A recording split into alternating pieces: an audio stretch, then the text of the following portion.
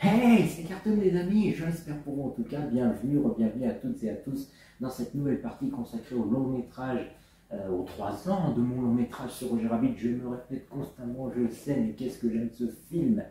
Et aujourd'hui, je ne compte pas m'attarder sur un passage en particulier, je ne vais d'ailleurs même pas trop monopoliser le temps de parole, car je voudrais simplement m'attarder sur ces petits détails, ces petites subtilités, ces petites références durant les images du film qui nous auraient à toutes et tous, même à moi, échappé lors des premiers visionnages et qui font que je continue de toujours en apprendre plus sur mon long métrage préféré, même après des années, et notamment avec ce running gag que vous aurez sans doute reconnu à plusieurs reprises, que ce soit dans l'édition classique prévue pour YouTube ou l'édition DVD avec les bonus directement compris dans le montage final, qui dit « Et si on regarde d'un peu plus près ?»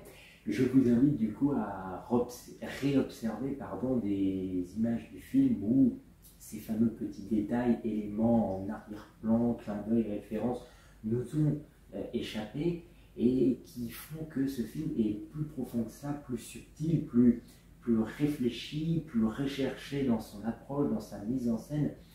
Notamment, je parlais de Fort Accord à l'instant, même si c'est de l'ordre encore une fois du chipotage, mais un nouveau cas dont j'ai pris connaissance il y a peu, c'est que le dessin animé Dingo fait de la gymnastique que Roger regarde dans le cinéma avec Valiant, dans lequel il se cache pour fuir de mort et ses fluides, date de 1949. Or, le long métrage de Zemeckis est censé se dérouler en 1947. Peut-être que c'est plus profond que ça, je n'ai pas toutes les infos, c'est pour ça que aujourd'hui je vais laisser la parole à un autre youtubeur, le cinématographeur, qui a fait une analyse plus aboutie, plus approfondie de son long métrage, en s'attardant notamment sur des passages en particulier non exhaustifs, et c'est pourquoi je vous invite à aller voir la vidéo dans son intégralité sur sa chaîne respective, pour les plus curieux et curieuses d'entre vous, et je me permettrai d'intervenir si des éléments en particulier me reviennent en tête.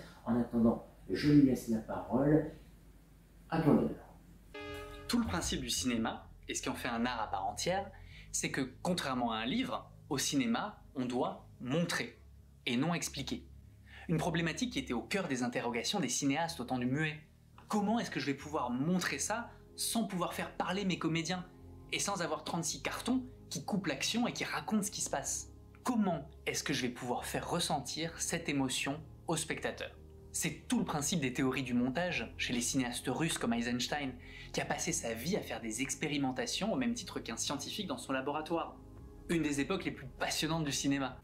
Quand je dis que je considère ce film comme une véritable leçon de cinéma avec un grand C, c'est parce que Robert Zemeckis a clairement des inspirations Hitchcockiennes, et ça a été confirmé notamment avec les propos de notre ami vidéaste, car les images sont parfois plus parlantes que des mots, et ça on peut le constater avec des extraits en particulier de par leur mise en scène, que ce soit avec des angles de caméra qui marquent un temps de silence pour appuyer un instant, un moment présent aussi soutenu par le regard d'un acteur. Mais avec l'arrivée du parlant, en fait on a perdu au fur et à mesure cette réflexion au profit d'un cinéma verbeux qui nous explique tout sans rien nous montrer parce que les réalisateurs en sont devenus incapables ou juste feignants. Et ce plan séquence dingue de 2 minutes 30 sans aucun mot prononcé. Hop, il n'est que l'ombre de lui-même. Il vit dans son bureau, il n'a même pas pris le temps de ranger son lit, donc il n'espère même pas qu'un client puisse venir le voir. Il développe les photos, mais il laisse de côté celles qui devraient l'intéresser pour son enquête.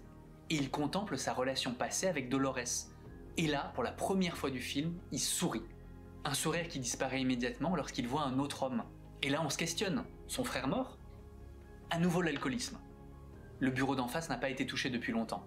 L'homme sur la photo était donc bien son frère mort. Mais il n'a jamais touché à son bureau depuis. Il ne s'en est donc pas remis. Il n'est toujours pas passé à autre chose. Des articles de journaux. Eddie n'a donc pas toujours été raciste envers les toons. Il les défendait. Et il a travaillé dans un cirque. Ce qui explique pourquoi il sait jongler et faire des saltos à la fin. Ce plan séquence circulaire qui forme une boucle se termine, et hop, on est le matin. Il a bu toute la bouteille, tout seul pendant la nuit, et il n'a même pas dormi dans son lit. Ça, c'est de l'exposition, merde! C'est parce que c'est purement du Alfred Hitchcock. C'est littéralement l'introduction de Fenêtre sur cour. Pas besoin de raconter ce qui s'est passé, juste un tour de l'appartement de James Stewart et on sait qui il est, par quoi il est motivé et ce qui lui est arrivé. D'ailleurs, Zemeckis avait déjà utilisé ça au début de Retour vers le futur, rappelez-vous.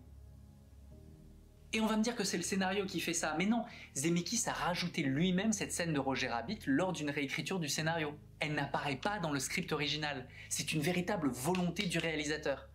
Charles Darbois, qui double d'ailleurs le personnage de Beverly Herrmann, disait que lorsqu'il doublait un acteur pour retranscrire au mieux les émotions qu'il était censé faire transparaître à l'écran, il se concentrait avant tout sur ses yeux et non sur ses lèvres, ou encore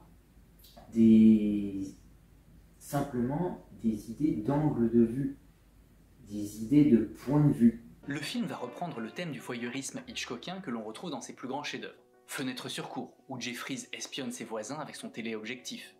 Psychose, où Norman Bates espionne Marion Crane par le trou. Ou encore Vertigo, où Scotty espionne Madeleine sans qu'elle le sache.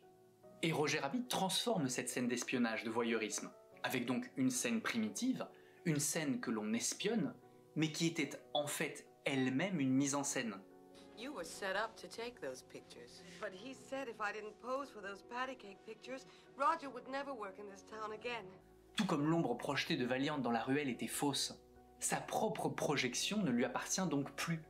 Tout n'est qu'une mise en scène, comme transformer les photogrammes qu'a pris Valiant en images animées et les doubler en direct en disant le dialogue d'Acme et Jessica en les animant. Il recrée le son et l'image animée, il recrée le cinéma sous nos yeux, il recrée ce qu'il est lui-même, un cartoon animé et doublé à l'image. La mise en abîme la plus folle de l'histoire du cinéma. Et pour finir, j'en reviens sur le côté mise en abîme, à nouveau avec le dessin animé Dingo fait de la gymnastique, où ce côté mise en abîme, pour moi, est d'autant plus parlant que nous avons donc un toon, donc l'équivalent d'un acteur au cinéma, mais pour les dessins animés, qui est en train d'apprécier la performance d'un de ses confrères, en l'occurrence Dingo, dans son cartoon respectif, qui est projeté sur un écran de cinéma, dans un film réalisé par Robert Zemeckis qui lui-même a été projeté dans Nos salles obscures. Tout le film passe donc par le regard, ce qu'on voit et ce qu'on voit pas, qui apparaît et qui disparaît, ce qui est là et qui est plus là, que l'on prend pour quelque chose et qui n'est plus le même, comme la lettre de Roger qui se transforme en testament, et comme le juge qui se transforme en toon. Tout n'est que question de regard, comme le regard du juge, ses yeux rouges qui ont marqué Valiant, et même le Judas par lequel regarde le gorille. Comme le juge dont les lunettes sont sans cesse soulignées par un reflet, et qui ne cligne pas une seule fois des yeux de tout le film. Le juge va d'ailleurs glisser sur des yeux en verre, juste avant de dire lui-même et finalement de perdre littéralement ses yeux. Le film nous dit sans cesse que notre vision est bornée, que nous nous arrêtons aux ombres projetées ou l'ombre de Valiant lui-même, qui finalement n'est pas la sienne. Aussi, petite anecdote, dans le cas du juge de mort, sans doute une idée artistique, symbolique, ou plutôt symbolisme de sa présence dangereusement louche, dirais-je, c'est que lorsque ce personnage apparaît à l'écran et monopolise le temps d'image, la cape de sa tenue est sans cesse en mouvement, comme si elle était toujours secouée par un vent magique, dirais-je, je ne sais pas comment le formuler autrement, alors qu'il peut se trouver dans un endroit clos où il n'y a aucun appel d'air, aucune ouverture qui pourrait laisser passer des courants d'air ou autre. Et tout ça, ça passe uniquement par la mise en scène directement héritée d'Hitchcock. Montrée, et non pas racontée.